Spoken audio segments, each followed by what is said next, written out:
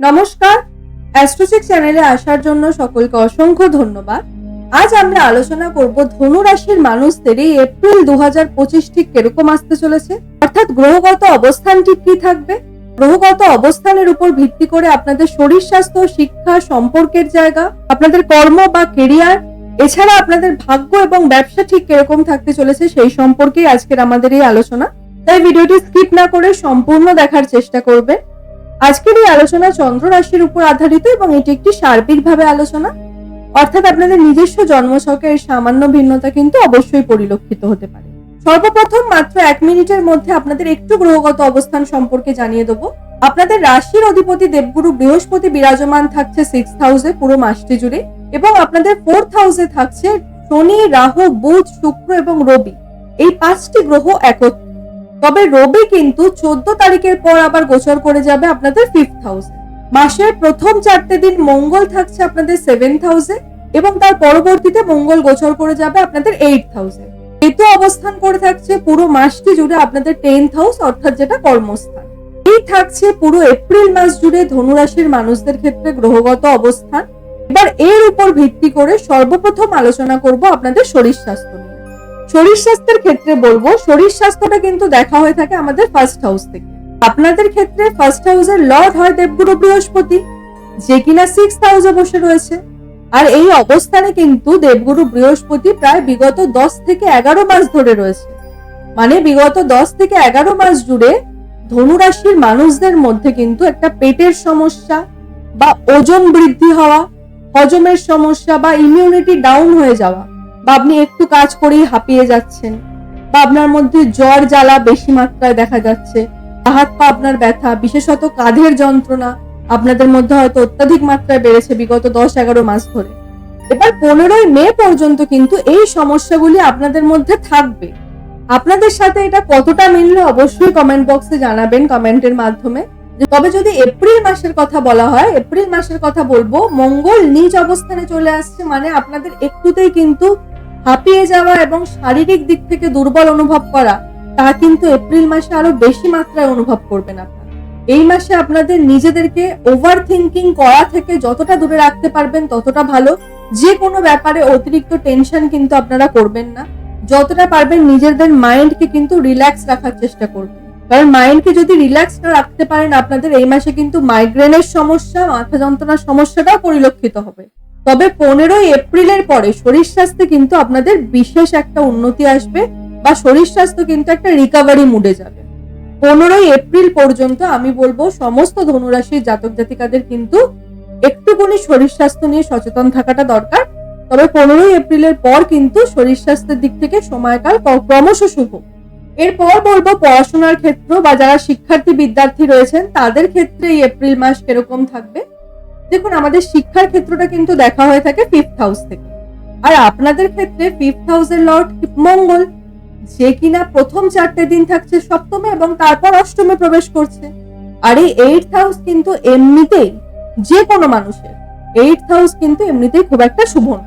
তারপর মঙ্গল আবার নিজ অবস্থায় থাকছে, মানে পড়াশোনার ক্ষেত্রে এই মাসে কিন্তু অন্যমনস্কতা, অমনোযোগিতা তা কিন্তু আপনাদের থাকবে। সাথে সাথে যারা কোনো পড়াশোনা সম্পর্কিত গুরুত্বপূর্ণ ডিসিশন নিতে চাইছেন সেক্ষেত্রে বলবো আরো একটা মাস আপনারা ওয়েট করে যান। মঙ্গল যখন আপনাদের ভাগ্যস্থানে চলে আসবে না মে মাসে, তখন কিন্তু আপনারা ভাগ্যের একটা প্রবল সহায়তা পাবেন। পড়াশোনার ক্ষেত্রে কিন্তু তখন ভাগ্যের সহায়তা বিশেষভাবে পরিলক্ষিত হবে। তাই বলবো সেই সময়কালে যারা বিদেশে গিয়ে কোনো পড়াশোনা করতে চাইছেন, বা কোনো নতুন কোনো স্কিল শিখতে চাইছেন, বা নতুন কোনো কোচিং এ অ্যাডমিশন নিতে চাইছেন, বা নতুন কোনো কোর্স করতে চাইছেন, এই সমস্ত ক্ষেত্রে কিন্তু মে মাসটা আমি বলবো যথেষ্ট শুভ। আর একটা মাস যদি আপনারা একটু ওয়েট করতে পারেন তাহলে কিন্তু ওয়েট করে আপনাদের করা উচিত। তবে ওভারঅল যদি বলা হয়, এপ্রিল মাস কিন্তু শিক্ষার্থী বিদ্যার্থীদের ক্ষেত্রে খানিকটা মধ্যম প্রকৃতিরই থাকতে চলেছে। প্রাথমিক শিক্ষা, উচ্চ শিক্ষা এবং কম্পিটিটিভ এক্সাম সমস্ত ক্ষেত্রে কিন্তু এই মাস মধ্যম প্রকৃতির থাকবে। এরপর বলবো প্রেমের সম্পর্ক নিয়ে। যারা বিভিন্ন ভাবে প্রেমের সম্পর্কে জড়িত রয়েছেন তাদের ক্ষেত্রে এই এপ্রিল মাস কেমন যাবে।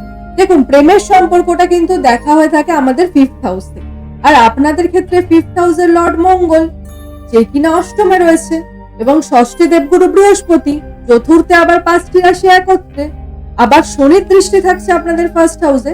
মানে আপনাদের মধ্যে কিন্তু জেদ বাড়বে। অন্যদিকে আবার অষ্টমে মঙ্গল দৃষ্টি দেবে আপনাদের সেকেন্ড হাউসে, মানে সেকেন্ড হাউস থেকে আমাদের কি দেখা হয়, আমাদের বাণীটা বা কমিউনিকেশনটা দেখা হয়।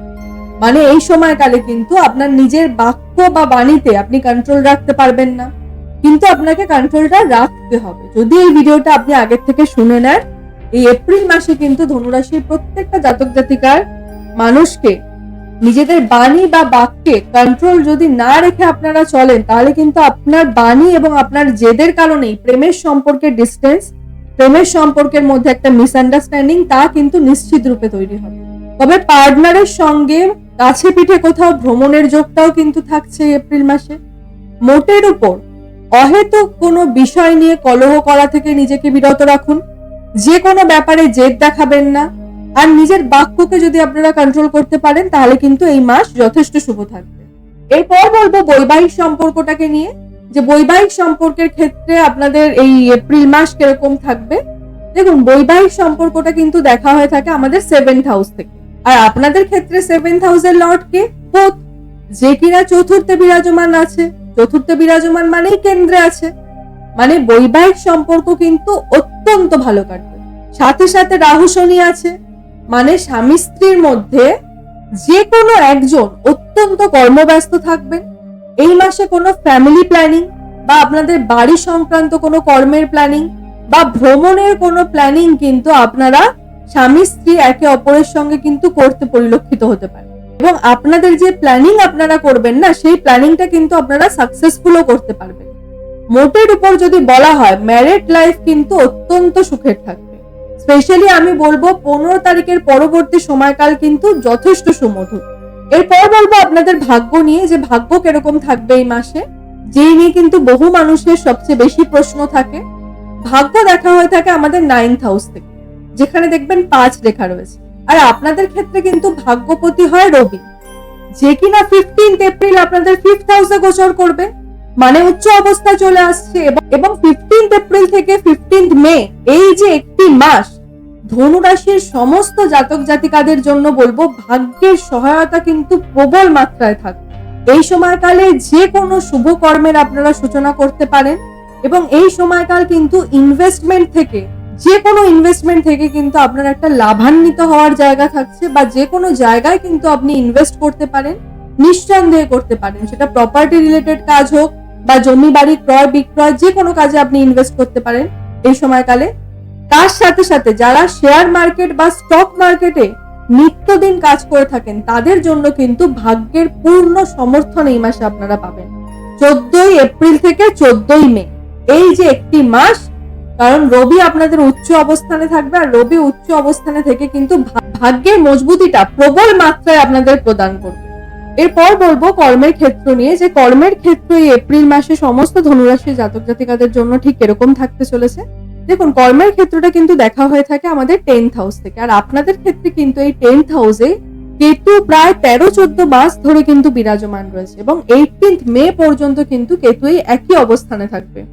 অর্থাৎ বিগত প্রায় 1.5 বছরের কাছাকাছি ধনুরাশির মানুষদের মধ্যে কিন্তু কর্ম নিয়ে একটা ডিলে করার প্রবণতা দেখা গেছে, যে আজ নয় কাল করব, কাল নয় পরশু করব, এরকম একটা মনোভাব কিন্তু আপনাদের মধ্যে তৈরি হচ্ছিল। তার কিছু কারণও রয়েছে, কারণ শারীরিকভাবে কিন্তু আপনারা যথেষ্ট দুর্বল ছিলেন, মন মানসিকতা একটা অস্বস্তিকর ব্যাপার চলছিল। তার কারণ ষষ্ঠে বৃহস্পতি কিন্তু শারীরিকভাবে বা ইমিউনিটির দিক থেকে কিন্তু আপনাদের বিভিন্ন ভাবে ডাউন করেছিল। আর বৃহস্পতি কিন্তু আপনাদের রাশির অধিপতি, বৃহস্পতি খারাপ অবস্থানে থাকা মানে কিন্তু আপনাদের কিন্তু একটা মন মানসিকতার মধ্যে চিন্তা তা কিন্তু পরিলক্ষিত হয়েছে। তার সাথে সাথে রাহু চতুর্থে বসে রয়েছে, অর্থাৎ যেটা সুখের ঘর, সুখের ঘরে রাহু বসে কিন্তু এই বিগত 1.5 বছর ধরে কিন্তু আপনাদের জীবন থেকে সুখ স্বাচ্ছন্দ্য হ্যাপিনেস সেটাকে কিন্তু প্রায় কেড়েই নিয়েছে। তবে এই যে 18th মে এর পরবর্তী যে সময়কাল আসছে না, ধনুরাশির জাতক জাতিকাদের জন্য কিন্তু বলবো একটা দুর্দান্ত সময়কাল আগামী একটি বছর 2026-এর মে মাস পর্যন্ত। তবে যদি খালি এপ্রিল মাস নিয়ে বলা হয়, তাহলে বলবো যে আপনাদের ক্ষেত্রে কিন্তু 10th হাউসের লর্ড হয় বুধ, যে কিনা চতুর্থে বিরাজমান রয়েছে, এবং চতুর্থে বিরাজমান থেকে কিন্তু দৃষ্টি প্রদান করছে আপনাদের কর্মস্থানে। আর খালি বুধ নয়, বাকি যে 4টি গ্রহ তারাও কিন্তু কর্মস্থানে দৃষ্টি রাখছে, মানে মোটের উপর যদি বলা হয় কর্মস্থান কিন্তু আপনাদের অত্যন্ত ভালো থাকবে। তবে কেতু থাকার কারণে কিন্তু মাঝে মধ্যে কর্ম নিয়ে একটা অসন্তুষ্টি বা কর্ম থেকে আপনার ফোকাস সরে যাওয়া এটা কিন্তু পরিলক্ষিত হতে পারেন। কারণ আর ঠিক সেই কারণেই আপনাদের মধ্যে কিন্তু এই এপ্রিল মাসেও একটা অসন্তুষ্টি, একটা শঙ্কা বা কর্ম নিয়ে একটা ডিলে করার প্রবণতাটা তা কিন্তু এই মাসেও আপনাদের থাকবে। তবে 8 মে পরবর্তীকালে কিন্তু আপনাদের জন্য যথেষ্ট ভালো সময়কাল আসছে।